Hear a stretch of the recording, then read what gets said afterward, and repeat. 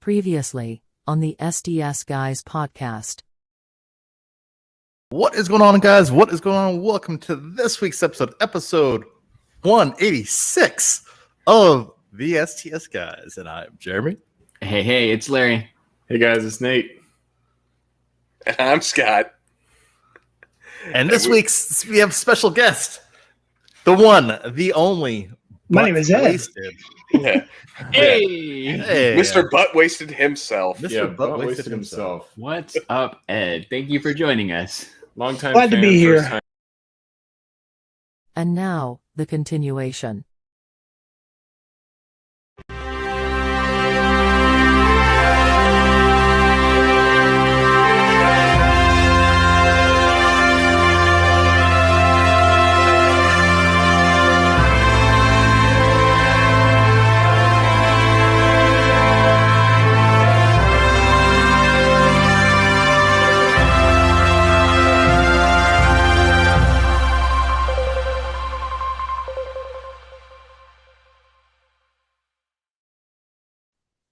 Hey everybody, this is Ed, My Figure Universe with Boosting the Signal, and this week I have Jeremy. Now you may see him on the internet as Comic Fury, you might see him on the STS Guys, I don't know what you're going to know him from, but you're going to know him when we're done with this. Jeremy, welcome. How's it going? Doing great, my friend. Doing great. Thanks for having me on. I'm excited to be here today. Well, I'm glad to have you. Big fan of everything that you do. I'm a big follower of the STS Guys. You started following your podcast there, and Look at that product placement. it's a good one. Yeah, product placement. But anyway, and then of course in the last year and a half, you started your Comic Fury page on Instagram, sharing your comic book collection, and very impressive, very, very impressive. Well, I think some people I said I'm glad that you think it's impressive. Other people would say unhealthy. But you know what? I figure it's someplace in between. I can understand the unhealthy comment, but you have to look at it this way. It's an investment into your future. Oh, it's an investment into your future with the comics. I mean, God forbid something happened and you need to sell them, maybe one of these will buy you a new truck. You never know. So yeah, and the funny thing is, right? I do look at comics as an investment, right? And so one of the things is that I've learned over time, it's that everything has a price, right? So in this world, we're only temporary stewards of basically our entire collections, as anyways. And so I said, I get what I get, and I can enjoy it for a time being, but I figure at this point in time, I'm the temporary steward of that item until it passes on. I said to the next person, either through sale or something else, right? So half my collection, right? Like I said, I'm not the original owner of, and so a lot of my collection is vintage, and it's pre 1960, and no, fortunately, I'm not that old. So where I'm I've had a lot of these secondhand, where someone had it before me, and part of the reason why I like comics and everything else, right, is that piece of history. And so having that connection that, hey, someone else at this point in time actually held this in their hands and it was in their collection.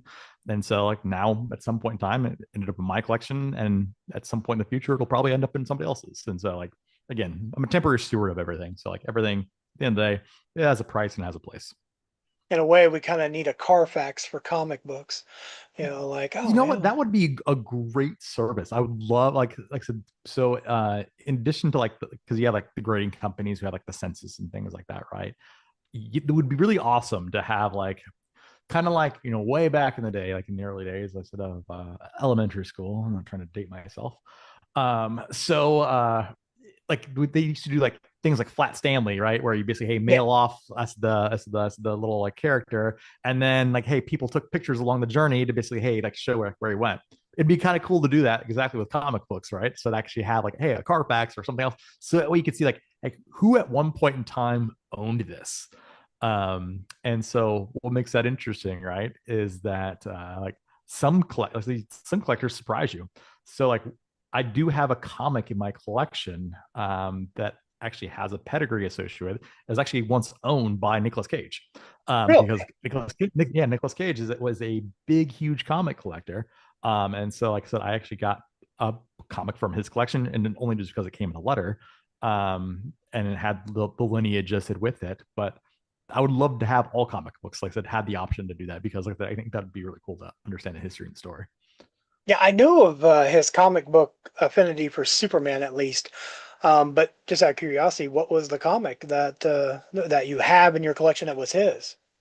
So it's some Batman issue. I'm trying to remember what the exact issue was. Like I said, now you got the gears turning for business of my Instagram posts that are actually coming up, because I've been gearing up for I've slacked off, like I said, the last couple of weeks in posting because I've been crazy with work.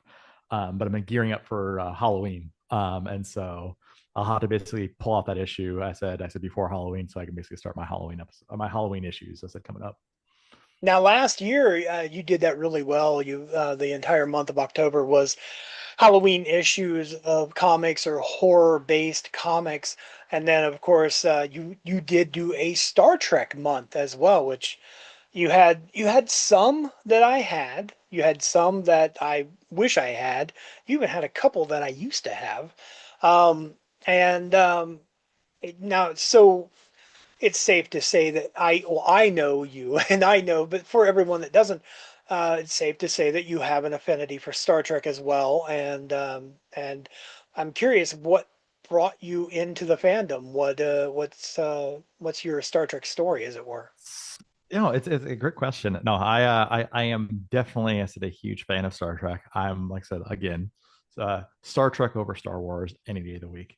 I said for me, they both have their place, but I am definitely, I said, more of a fan of Star Trek.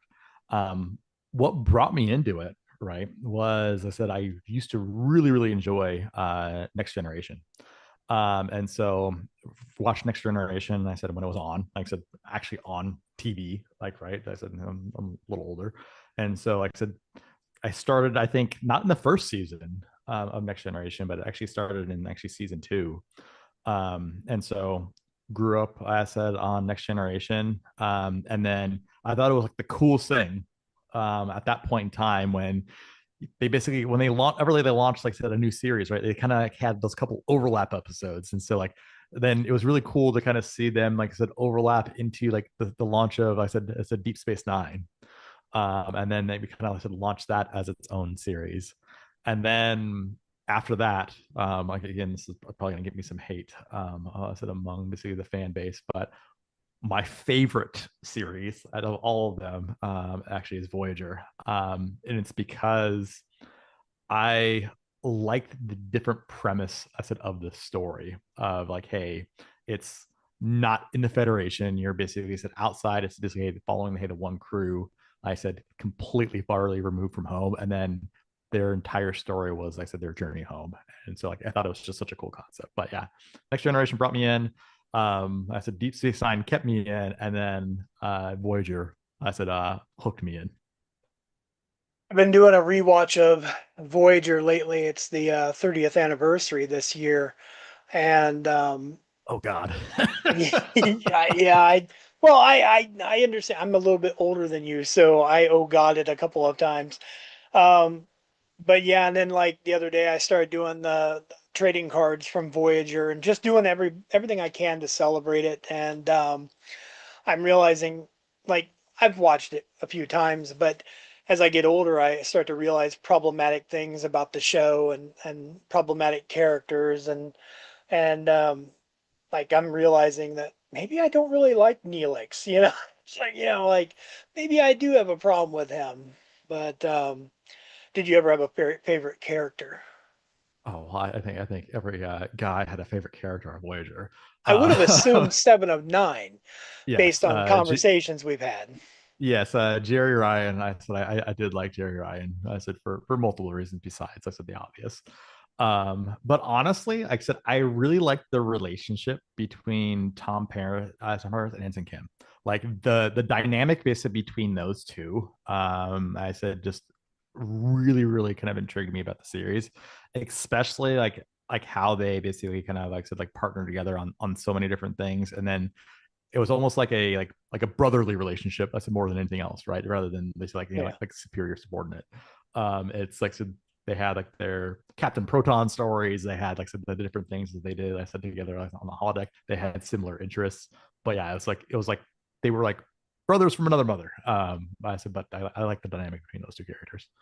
That's a really good way of looking at it. And you're right. There was there was an episode I watched recently that I think it was the beginnings of it. Like you can go back to certain episodes of Star Trek, be it DS9, and you can figure out when did Bashir and O'Brien become friends, or when did Spock and Kirk, and certain things like that. And I think I found the episode when Kim and Paris became that solid friendship, and it was good. It's fresh to go back and rewatch. But yeah, I like even with Voyager, talking about Voyager, I was going through comics because I thought, well, if I'm going to talk comics with you, I wanted to bring out a couple of my favorite Voyager comics. Yes. And then here, since I know that, the 7 and 9, it was like I said, pictorially accurate. I said 7 and 9. I said on that illustration. Now, in your comic book fandom outside of Star Trek, who is your favorite? What's your main focus of interest when it comes to comics or comic related materials? So like at the end of the day, I said Spider-Man is probably my all-time favorite title, hero, everything else. Literally I said from like I said the moment I first engaged with the character, like I said, it also has some like special memories. I said for me as well. I'll go into that here in a little bit. But then like to a character like I literally have like I said tattooed on my body. Like I said, like literally every single tattoo that I have is Spider-Man or Spider-Man adjacent or related. So like I have actually like Spider-Man character tattoos, logo tattoos, and then I just started basically a villain arm, basically where I just tattooed Venom. I said on my left side, so I'm going with a hero's villain theme on. I said depending on what side of the body you are. But yeah, Spider-Man is probably my favorite. So are we talking like sleeves, or is it gonna like meet in the middle and there'll be like a battle on your chest? So here's the thing, I'm actually thinking that, and so like I said, I'm still kind of planning things out, right? So like it was an inadvertent, I said of like, hey, how like things ended up on the right side versus the left side. So like my heroes, they're on the right, they're on the right side of history, right? They're just in their right, and it just happened to be on my right side. There you go. Completely by pure accident. I'm like, but hey, I said now that I like, noticed I have a theme going, I'm going with it. Happy accident. Yeah, happy accident. And then I said my left side, right? Like I said for audio podcast. Yeah, so like my Venom tattoos, it's almost like a half sleeve at this point in time because it's freaking ginormous. But like say yeah, so I'm still kind of planning things out. We'll see what turns out over time. But kind of like the reason why Spider-Man's so important, besides this, obviously it's one of my favorite characters. Holds a lot of memories. I said both like positive ones and kind of some like negative ones too.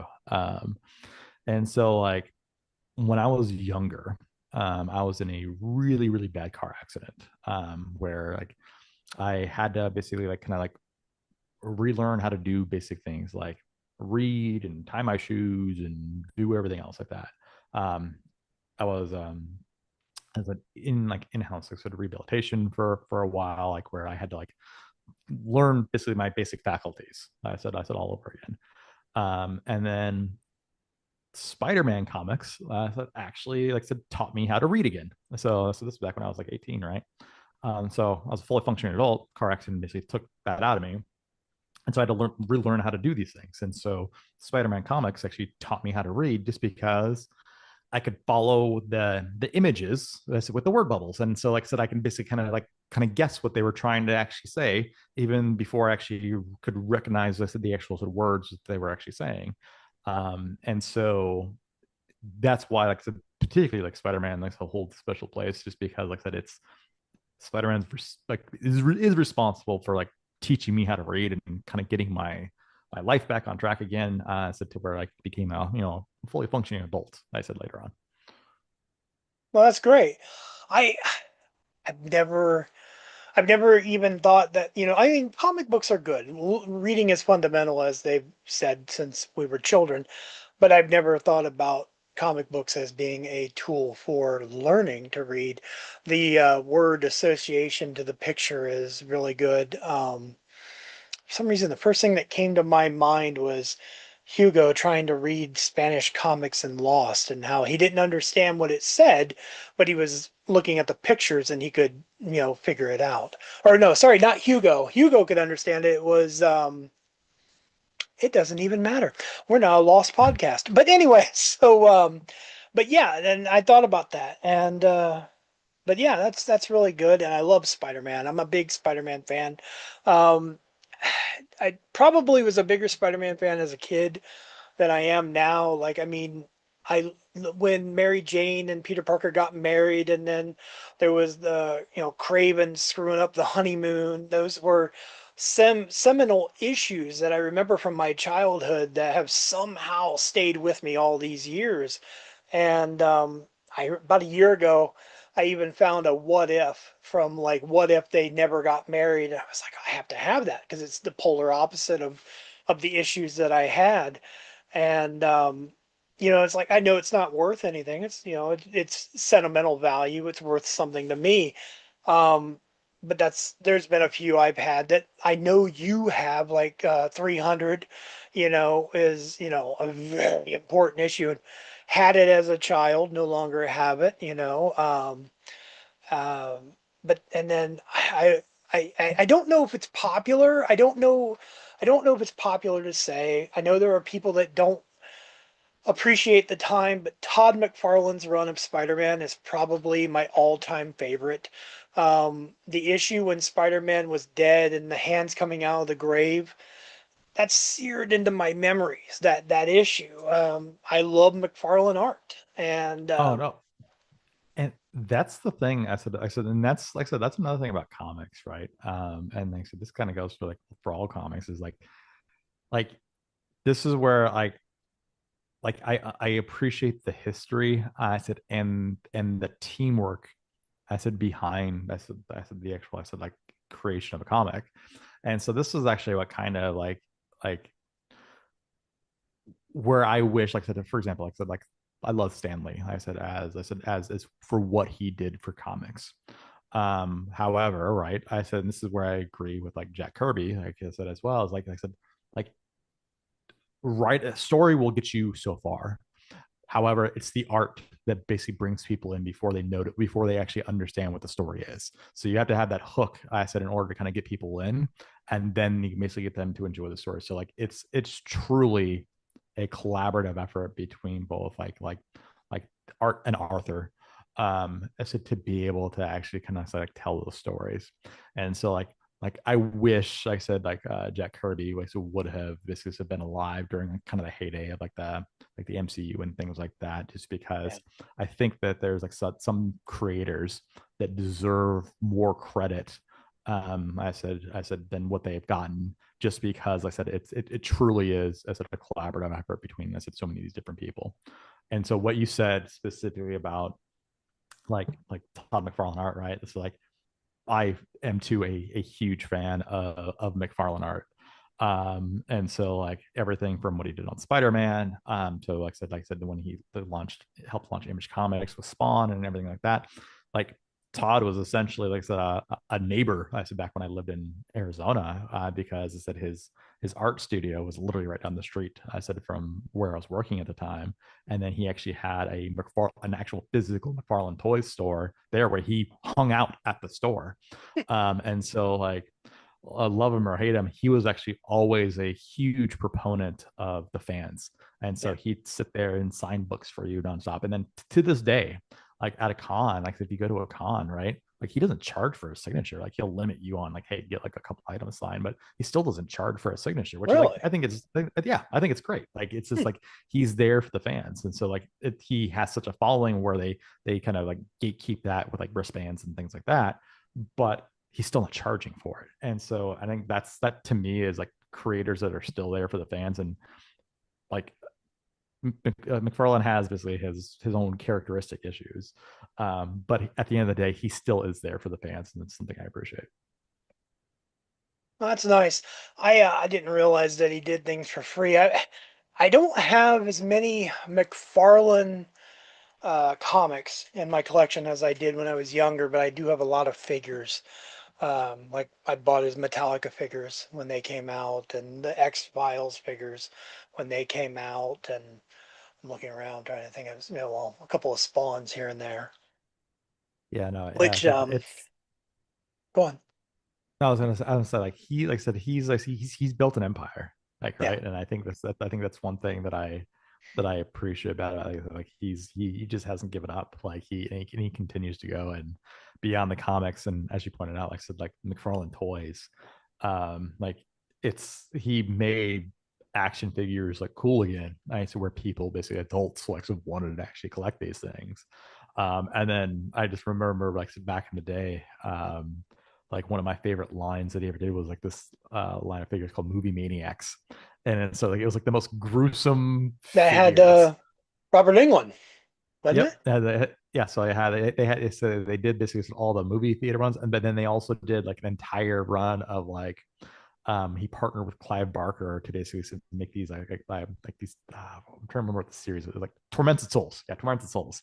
And so it was basically it was like its original IP, but it was figures that were probably the most like demented and tortured and like disgusting looking figures like of all time, which are like it was just someone having fun. I said with their own individual IP, and like I said, I can appreciate that. I have one. I have one in my collection. It was like a carnival type setting, and the woman is like pinned upwards and hanging down and stuff. And I think I bought it just because she was half naked, and that may have been my only reasoning. And I was like, oh, yeah, hey, this is at Walmart. I'm gonna buy this. This is weird, So, but yeah, I do remember the line. I do remember that. That's some good stuff. Now, let me ask you this: what's the one thing in your collection? This is a good question. This is a good one. It might be a thinker. But what's the one thing you collect that might surprise people, even if they know you pretty well? I said I collect watches. Really? Uh, yes, I said I am big into horology. Like I said, so I said for the internet folk out there, I said who don't want to basically pull out Chat GPT or Google, horology is the study of time. Um, the mechanical nature. So like I'm a very technical person, so I work in I said the tech field, right? And so I love mechanical things. And so there's something just so simple but yet so complex about watches. And so like the fact that basically like that there's like I said all these different complications and movements as that have been made over the years. And basically took like crazy craftsmen and like between like I said math and science and everything else to develop a lot of these different watch movements. It's crazy. So like for example, like even though I'm a huge guy that likes to works in tech, I refuse to wear an Apple Watch. I will only wear a physical mechanical watch with a dial. It has to basically be, like I said, a watch that basically the clicks. I have to wind. I have to basically it self winds. I will not wear basically a digital watch or an Apple Watch. So or a smartwatch. Yeah, watches are my surprising thing probably. I appreciate that, and I can appreciate the what would it be, the analog of it and everything else. Um, that's cool. I like that. I never would have thought my stepfather collected watches. He had what is it? There was a type that he loved, and I want to say Invicta. Is that a type of watch? Yeah. So there's Invicta. Like Invicta's a watch brand. There's like I have like, and this is where like I said like there's like for the watch collectors out there. There's like so there's people who have like the different affinities for different brands for different purposes. Like you have basically the people like who are like hardcore Rolex, and that's great, right? Like I said, but at the same point in time, like I like watches kind of like comic books, right? I like stuff that actually has like a history or a Yeah. story behind it. And so like the watch brand that I particularly like said I'm fond of is a brand called Omega. And Omega actually represents the first mechanical watch that actually made the moon landing, if it happened. I'm like, but I said it was actually the first. I said watch. I said that was the first watchmaker that was utilized in space on the moon. So like the Apollo 13 like whole thing, they utilized it in order to time those moon bursts. I said they used an Omega watch. I said in order to basically kind of make that round trip and get back to Earth safely. So yeah, so like I have an affinity for Omega. If you ever make it to my neck of the woods, you'll have to check out a museum we have here that's dedicated to everything moon landing. So that's something I think you would like. There's probably even one of those watches. I'll check it. I'll make sure. Oh yeah. But It would shock me. I said if there wasn't. Yeah. So yeah. So it's lovingly dubbed. I said in the watch community, the Omega Moon Watch. So it's technically an Omega Speedmaster, and but so it's a chronograph. So chronograph, basically fancy way of saying stopwatch. So it's yeah. So it's so the Omega Speedmaster, I said, was basically dubbed the Moon Watch, and so like by collectors today, it's like dubbed like the Moon Watch, and it really hasn't changed since like I said the 60s of when basically it made the trip up there, and so like it's well, generally what's the same expression, look. man? If it ain't broke, don't fix it. Exactly. Exactly. But I'm curious. Like I said for you. Like I said, I've known you. I said for a few years now. I said, albeit virtually, which is honestly, I want to get on that topic too, because I think this is one thing that's awesome, right? Is like one thing that's awesome about technology is like if you were to go back, like I said, when you were growing up, I said it was always like, hey, don't talk to strangers, or hey, don't do this. I said, hey, how can you really trust this person? When now, literally, the majority of the friends that I actually have, I said I have met online, and they're some of my closest, dearest friends. And I said I actually relate more to people I said that I've met online that I know personally. But we'll get to that here in a second. I want to know what is your surprising collection like. So what's something that you collect that's that I don't know about? Let's see. I'm pretty sure you know I collect movies Mhm. and comics and figures. Something that would surprise people. Um, That's a good question. That's a really good question to have it thrown back on me. Memories. I think that would be an interesting thing, and it's not a cheap answer. Like I look at like my friend. I have a friend, Brian, and I have family members like my family themselves. I've kind of pseudo become the keeper of home videos for family and for even friends. Like we had a friend that passed away 13 years ago, and so I have all of the home videos of him and the pictures and stuff for that family so that they don't lose them. I keep things digitized. I have backups on backups on backups. I'm crazy insane about backups. Um, Even digital is not forever, you know. Mhm.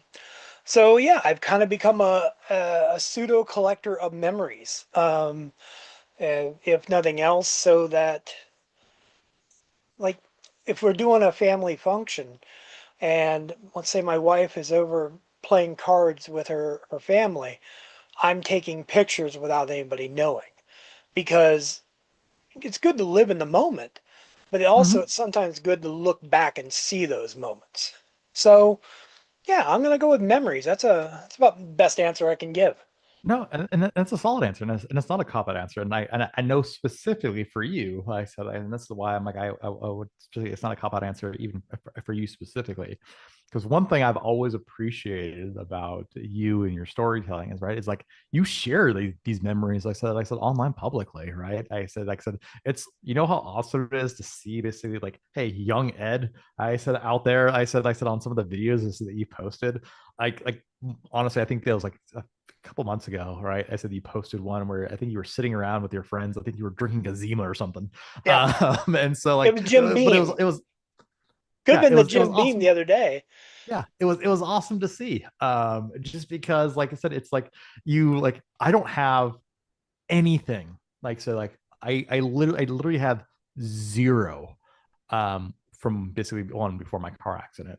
But then also like I really don't have a whole bunch of stuff even before, like I said, like from like the last like 20 years. I like probably in the last like 10 years, right? I have like a ton of stuff because we've gotten more like it's super hard not to save stuff. I said now because I said you have automatic backups of stuff and things like that. Yeah. But like like I said, like early 2000s and before, like I hardly have anything. And so like when I find something every now and again, like I think like my memories, like I said, are not even held in pictures, are held in like specific items. So I think the other day I actually found my Blockbuster card.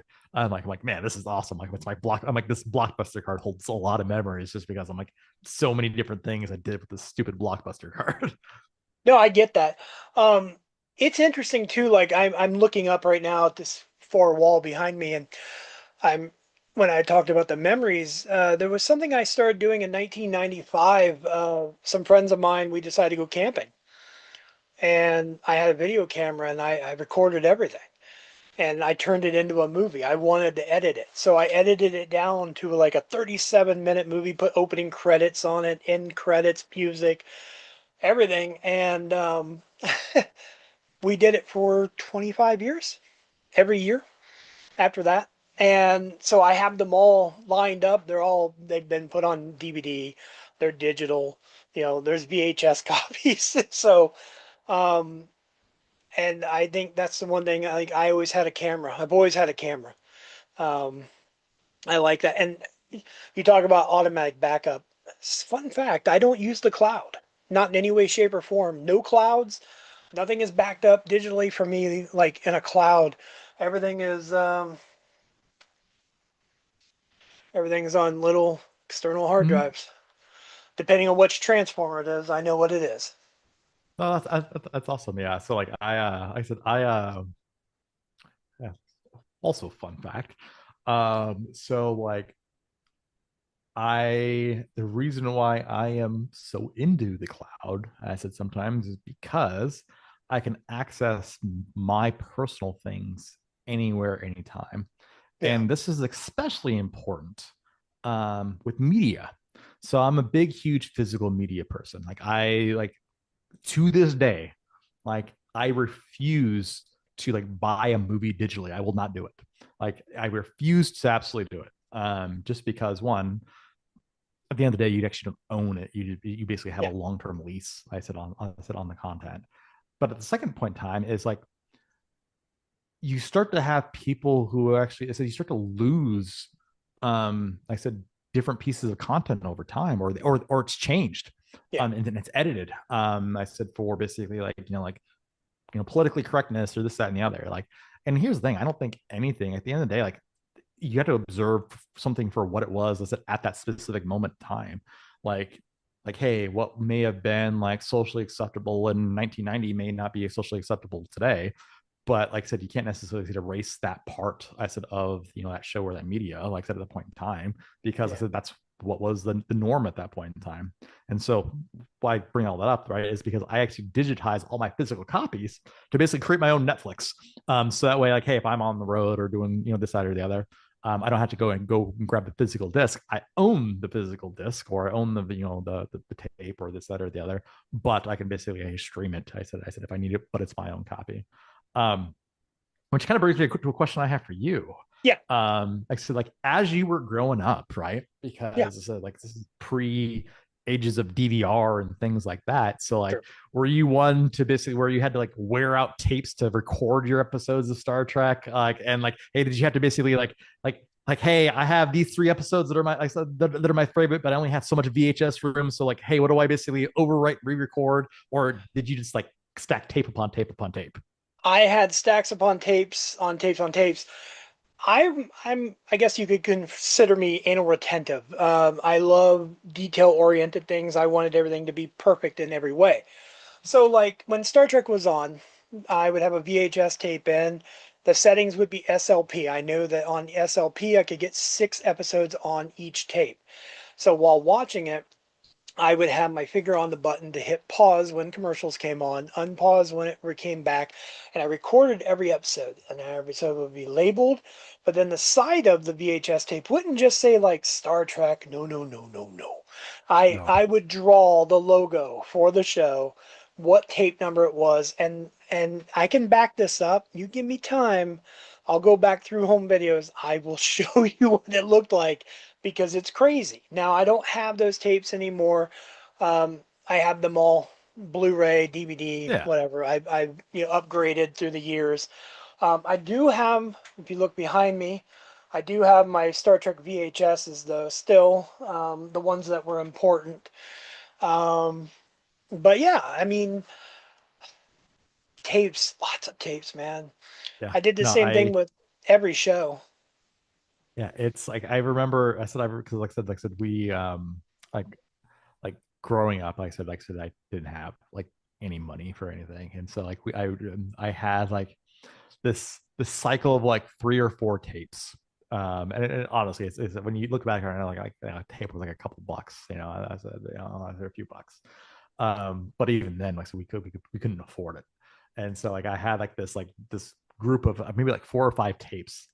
And there's so many different things. It's so challenging to figure out like, hey, what do I overwrite and what do I want to keep and this, that, and the other. Because I said I'd go into a time to where like, hey, especially I said at some point in times, like there'd be like certain shows that I want to watch where I'm like, hey, you know what, I want to save this episode, or hey, I want to do this, I want to go back Yeah. and rewatch it.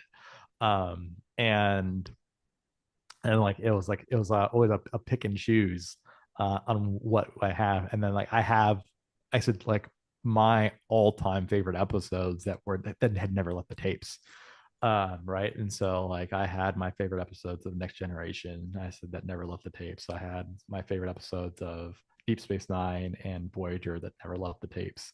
And then like I said, eventually I said when I actually started actually working and getting a job and stuff like that, and then I could move into other formats. But yeah, I just Star Trek and like recording specifically on a videotape actually holds a very special memory because I vividly remember I said recording Star Trek episodes specifically on tape because no one in my house liked Star Trek or wanted to have anything to do with it. I was the only person who like wanted to wanted to watch this. And so like it was always a challenge of balancing out the one TV that we had to figure out, hey, when the reruns were on, like I said late at night, when I could basically time when basically people were in bed, so I could just utilize the VCR to basically record the episode, so that way I could watch it basically at a later point in time. But yeah, that's a very good Star Trek memory for me is actually recording the episodes. I said from the air. I love that. We when it aired here, it aired on Monday nights, and our affiliate, the affiliate that we had locally, didn't show. Like we didn't get Voyager until 1996. Like it took a year for them to finally show it. Luckily, I have an uncle and an aunt at the time that were in Indiana that were recording it for me, putting them on tape, sending them to me, or I'd go pick them up, whatever. So thankful to them for that. In fact, probably one of my favorite memories. But when the show did air, like Next Generation or Voyager would air, it would be on Monday nights at 1 in the morning. So we're talking like Tuesday early morning. I'm still in school at the time. So I had to make deals with my parents like, okay, can I stay up? And they're like, you can stay up, but you got to give up either Friday or Saturday and you got to go to bed early. Friday nights I was in bed early because I wasn't going to miss Star Trek on Monday, and that it was a sacrifice, but it was a worthwhile sacrifice because yeah, I could have set a VCR to record it, but what if that VCR failed? What if there was a power flicker? There's no like, oh, it's going to be on later in the week. No, No, like there was no going back. Like I said, I think that's what people just don't. I think what people take for granted today is just like, hey, the ability, and this is where I actually kind of I miss it sometimes. I actually kind of miss the lack of choice, and because where like, what the airwaves decided for you of what you were going to watch. yeah. Like I said, I think right now, like I almost sometimes get like paralysis because there's too much content, and like you can't decide on what to watch. And so it's like the gamble of it's like, hey, whatever's on at the time gets on. But to that point though, right, it's like, yeah, like if there was no going back, it's like, hey, you may not catch that episode for a year plus. Yeah. Because I said depending on basically I said what the I said it was like how the affiliate actually did their reruns or anything else like that, right, and what the contracts were. And like when you were out, you were out. There was no like catching up, there was no doing this. And like I remember especially like really got like I said like honed in, and it was like almost like a crazy man, especially during the 2-part episodes. Like, hey, you got a 2-part episode, you really have to basically like make sure that everything's timed right. Like in those 2-part episodes, you were always on your best behavior, so you didn't get grounded either, so you can't watch TV and this, that, and the other. Like no, I'm like, I need to basically watch part 1 and part 2, you know, like Wolf 539 part 1 and part 2, or Scorpion part 1 and Scorpion part 2. Like it's just like you can't miss basically the 2-parters, because it's like you can't have half the story. Like no, like, you can't have it. Yeah, nothing worse than that longest summer when between season 3 and season 4 of Next Generation, you're like, what? Like, I gotta wait a whole summer. You know, season 1, season 2, when they ended, there was no cliffhanger. This was new. Then season 3 happens. We're like, what is this waiting? What was this to be continued? Yeah, like it got crazy. Like the old cliffhangers. Like it got crazy. Yeah, here's a soundtrack from those episodes right here. Yep. How much I listened to that summer going, like, okay, so what's gonna happen? What's gonna happen? It was crazy times, man. No, like I said, it's just like I think that again, like part of me basically I said appreciates those times where I'm like I like the internet and technology have basically done wonders, you know, like I said for things. But there's other things I'm like I actually miss. I guess I miss. I said not having basically this like the constant stream I said to like information, or like, hey, like sometimes you don't need to basically be like connected I said to everything. I said sometimes it's nice I said to like be like I said, just sit out on the world and live in the moment, right? And so like it's such a foreign concept today. You know, I have nieces and nephews, so where like they have no idea how me and you grew up, right? It's like, hey, so you don't come in until like it's dark outside, or like, hey, you don't come in until this, that, and the other, or like you can't readily get a hold of somebody. It's like, hey, you go out and rode bikes, and then you were either at basically friend A's house or friend B's house, and if you weren't at either one of those, like who the hell knows you were there? And then you knew the rules, like, hey, just come back, as before it gets dark outside. But it's I miss those times. I think that today's I said youth just doesn't have an appreciation for the simple things. My parents had a pretty good rule in our house. I grew up around the Orlando area and stuff, and it was okay as long as I checked in once every 3 days, so they knew I was alive. It was okay. It was like, all right. And I had a friend. I had two good friends. I had my friend Jamie and my friend Steven. It was pretty sure I was going to be at one of their houses. If I wasn't, then that's when they would start to get concerned, But yeah, it's different times. The closest analogy that I can find to give people nowadays, like younger generations, is, hey, you want to watch that movie? Yeah. Oh, you can't find it? It's not on a streaming service? Oh, no. Okay. Imagine going to a building to get that movie, and everyone else in town's already taken that movie, and you can't get it, and you have to wait until one of them bring it back. I was like, that's tough. Yeah, But it's crazy. It's crazy. I said like going to Blockbuster, Hollywood Video. Like you said, I have very vivid memories of all those things. Now, like one thing I've always wanted to ask you, Ed, right? okay. So you have like said, you've been basically like probably one of the biggest Star Trek fans I said that I know. And then like again, right? There's tons of people out there that are into Star Trek. In terms of my personal friend circle, right? You're the biggest Star Trek fan that I know that's in my personal friend circle. Like, what got you specifically, I said, into Star Trek? Because one thing, and you may have already just discussed this. I said on a previous episode that I may have missed, but I want to know like how has that journey basically changed from when you very first got into it to like now, like you're not only running an Instagram channel, you're now starting a podcast. I said for this, like it's a fandom that's not only like continued for you, it's basically it's continues to grow stronger as it within you. So I'm just kind of curious to kind of know your story as well. It started when I was young. I was always under the belief that it was my grandfather that was the one that got me into it, but I found out later it was actually my grandmother, his estranged wife at the time. Um, she was into science fiction, and I would go visit. But my grandpa, my memories were like he would say, "Here's the TV guide," and I actually have home video of this, so I could insert video here. But anyway, I have he would give me the TV guide and say, circle the shows that you want to see.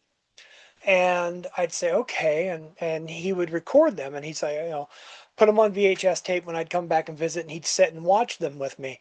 And then he would say, well, have you heard about this? And he'd play something. We'd play Star Trek. And then like the first thing I ever saw was the Menagerie, which was the two-part episode where they had taken scenes from the cage, and Spock was on trial for kidnapping Pike and taking him to Talos 4, and it had a death penalty for taking him there.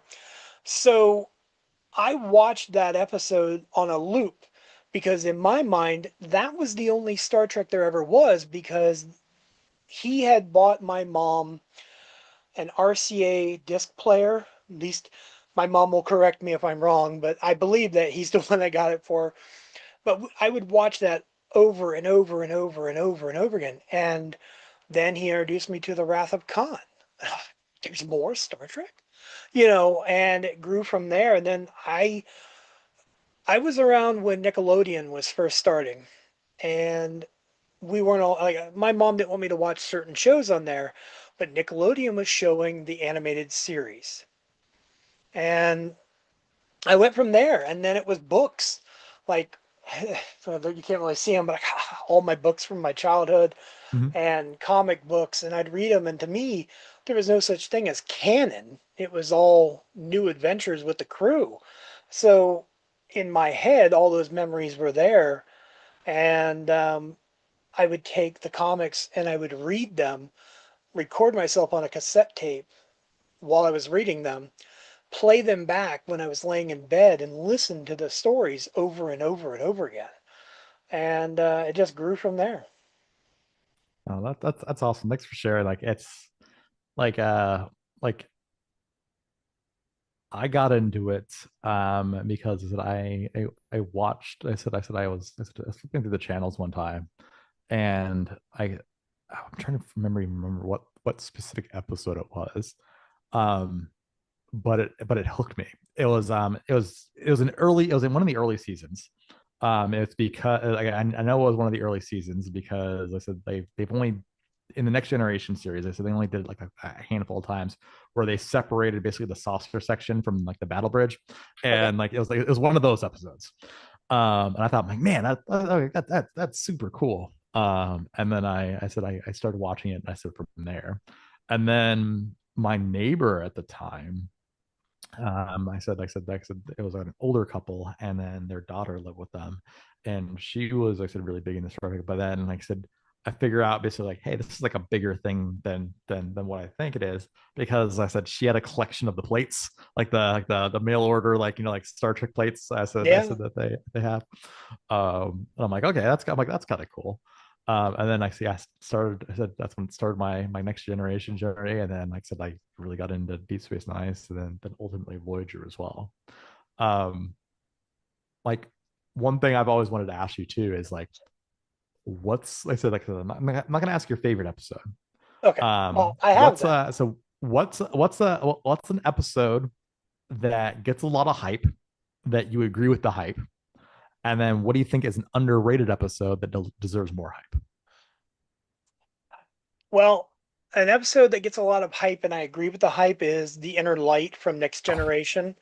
Um, I've actually recently met someone that hates that episode, and it fascinates me that they hate that episode. And I know they're watching, and I know that they know I'm talking about them. And the other one that I think is underrated, and it's a weird one, but it's Deep Space Nine, and it's The Muse.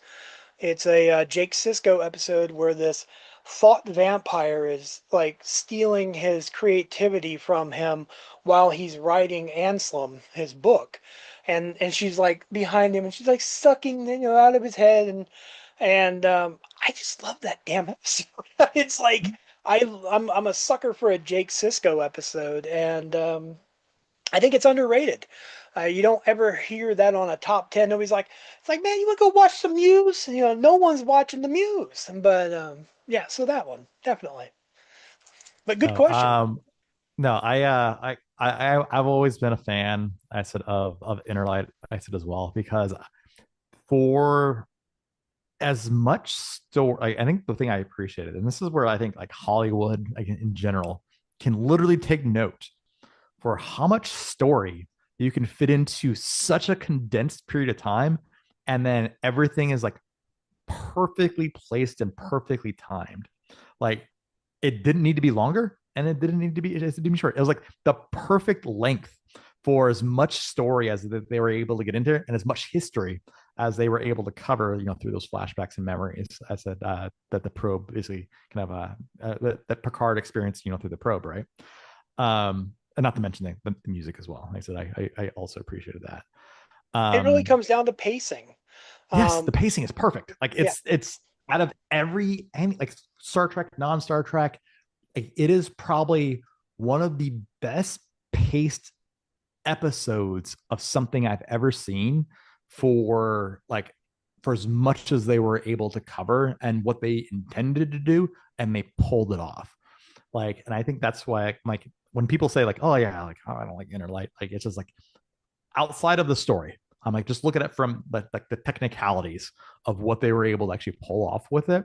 Like that in itself is, I have such an appreciation for.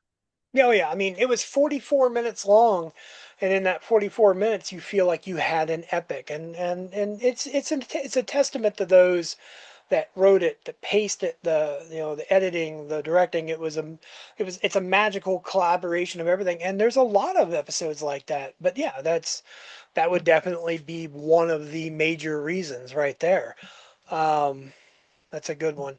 Jeremy, I'm gonna have to wrap it up with you, man. And I feel like we could have turned this into a 4-part special. But otherwise we're gonna go all night. And I'm not Rhonda Shear. So that can't happen. Um, and if you don't get that joke, I'm old.